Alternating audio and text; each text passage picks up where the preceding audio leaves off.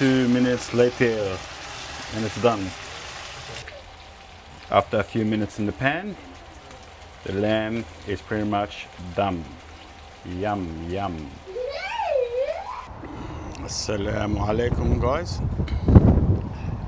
It's a bit windy today, very windy actually, in Sydney, and it feels like winter, even though it's the middle of summer here in Sydney. The temperature dropped from like mid-30s to low 20s overnight. Unheard of. But what are you gonna do? Alright, so today I'm just gonna, the wife decided to make some amaranth for us. Or one of the dishes is amaranth. She's also making stir-fried lamb, some saucy pasta. But I just wanted to show you amaranth basically in the garden. It literally grows like weed. Well, it is a weed basically. It can get out of control and spread and take over an area. And this is it here. That's basically the green amaranth, which is the wild amaranth. Even though it's considered to be a weed, it is also a superfood, highly nutritious. It's up there with the best of the superfoods. You know, same as Egyptian spinach and all those super healthy, super green foods, plants. You can see here, it keeps reseeding itself year after year. You don't have to plant it. Once you have one plant in your garden and you let it go to seed, I think there's some that are going to seed here. There you go. So that's in flower, and then the seeds will drop and it grows again, and it just takes over the area, which I don't mind because it's delicious to eat actually. I love it. You know, if you love those sort of greens, spinach and Egyptian spinach and all sorts of spinach and other sort of greens, cooked greens, stir-fried, then you would love this. It's absolutely delicious. Like I said, it's a superfood, and it grows literally everywhere. You can see here it's grown out of my concrete. I've already snapped it off, and it keeps going. That's coming out of my concrete blocks. You can see how vigorous this thing is. It's deep rooted. It sends its roots down deep into the ground. That's why it can survive anywhere. I'll never water them. They just go crazy. They're that vigorous. They're survivors. And you can see this bed here.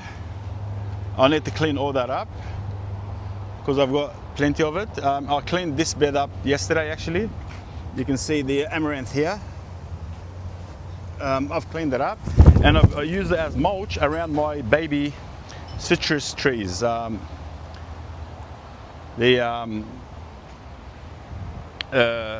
Valencia seedless and the red grapefruit there.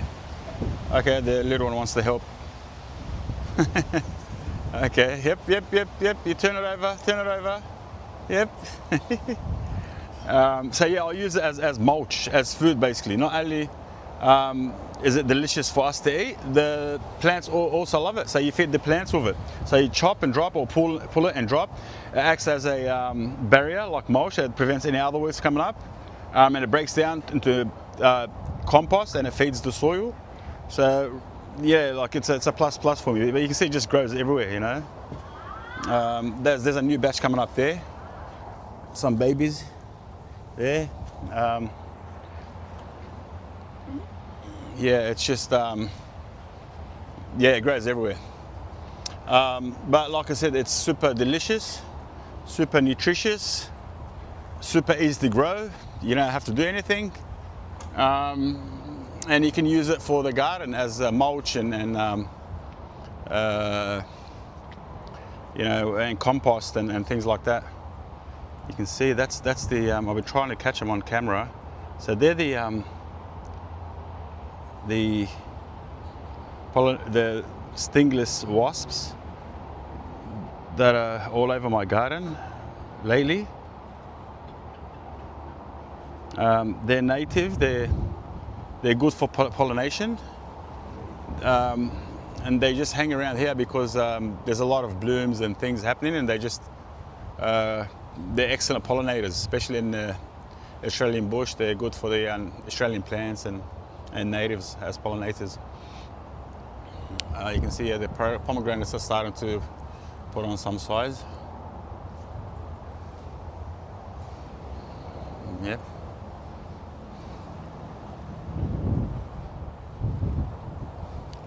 I've got to cover this VDB, Violet de Bordeaux. Yeah, I've got to cover them. They're going to get ripe any day now. Okay. And the figs, we're just eating figs every day now, between two varieties that have ripened, or three now basically. The white Adriatic, the Celeste, which is this one here, and the Violet de Bordeaux. They've all ripened and we're eating from them at the moment. Yeah, there's a whole bunch of them. I need to bag actually now. You can see.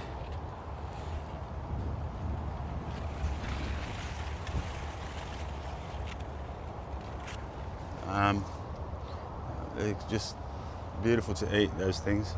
Can't get enough of them. Just simply can't get enough of them. You can see there's a few here. There's one there.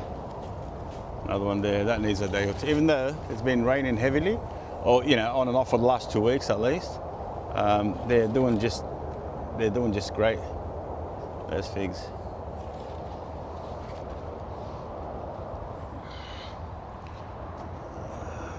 There's the white Adriatic. I want to see if there's a really ripe one. There's always a few. Oh, that's a nice one there. That's a nice one in there.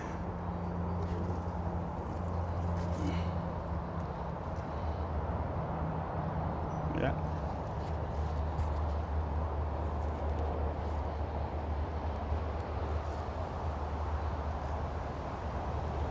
There she is there.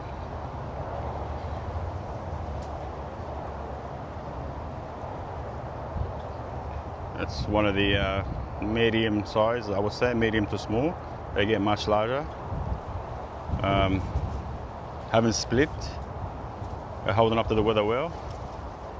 Very ripe. You can see it's soft to the touch. Let's go, bismillah.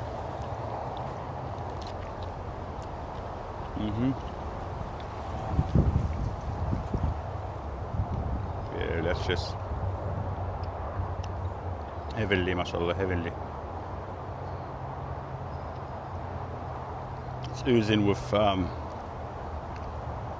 nectar, jam, strawberry jam flavor.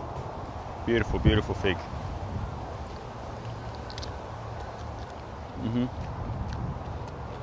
And right next to the Adriatic fig is a big batch of Amaranth. You can see them all there. And the way to harvest them is you go for the tender parts of the plant, which is the top shoots. So you go after the top shoots. So because they tend to be the most tender ones. The top shoots are always the most tender. You don't want to eat stuff that's old and tough. So you just grab the top shoots. And then you take them inside and wash them.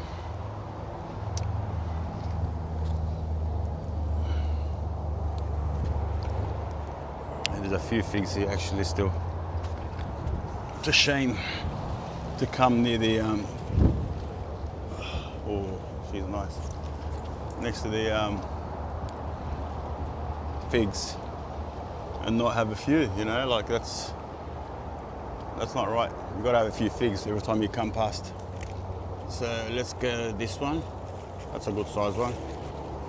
That's a good size one.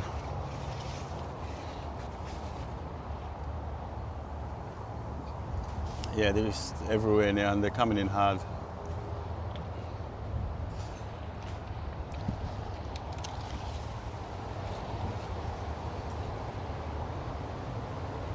Yeah, that's a good size one there.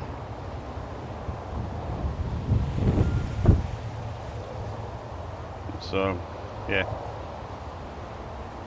definitely has a bit of size on her. Yeah, let's go. Look at that.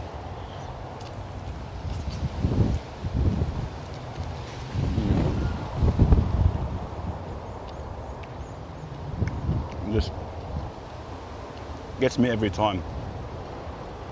Gets me every time. The flavor is just beautiful. Just amazing.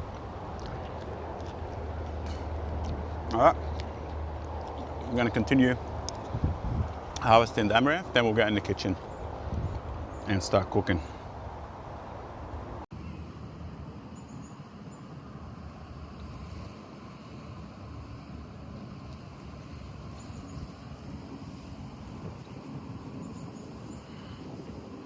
They're very long Turkish chili. Very nice eating these chilies.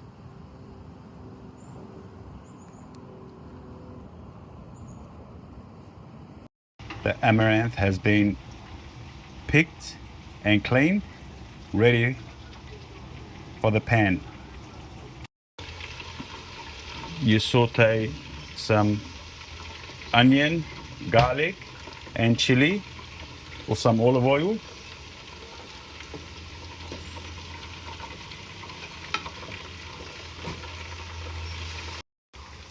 So now you add the freshly chopped ripe tomatoes to the onion, chili, garlic mixture. So the amaranth goes straight into the tomato-based mixture.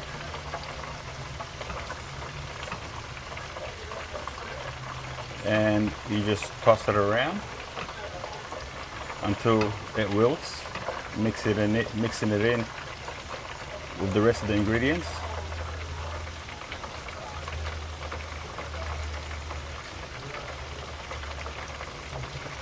Add a pinch of salt to help the process and season it. This is where the good stuff goes in. So the tender lamb pieces join the party. Add a pinch of salt and a pinch of black pepper, freshly ground black pepper.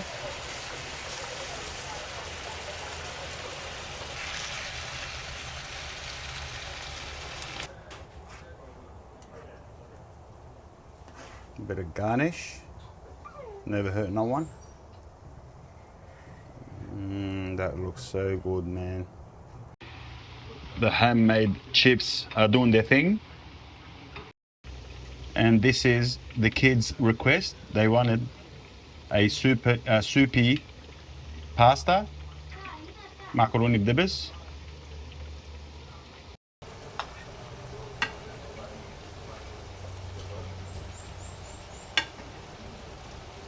And this is the final product, guys.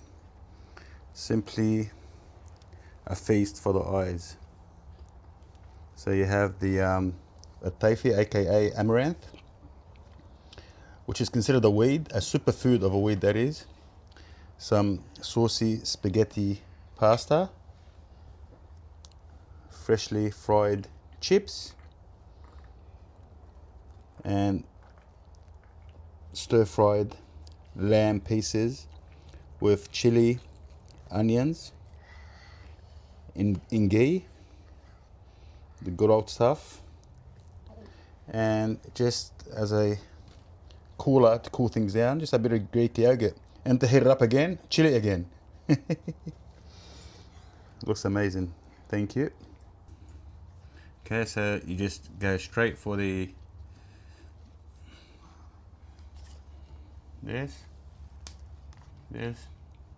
Bismillah.